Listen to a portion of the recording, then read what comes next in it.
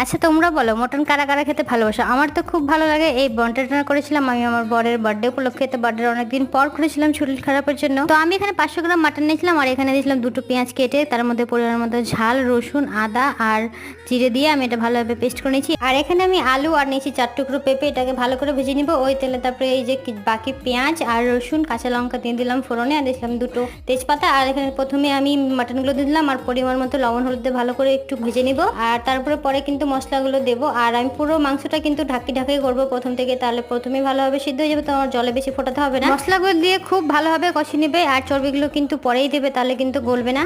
আর খুব ভালোভাবে কষানো হয়ে গেলে কিন্তু এখানে তোমরা জল দিয়ে দিবে, জলটা তোমরা পরিমাণ মতো দেবে।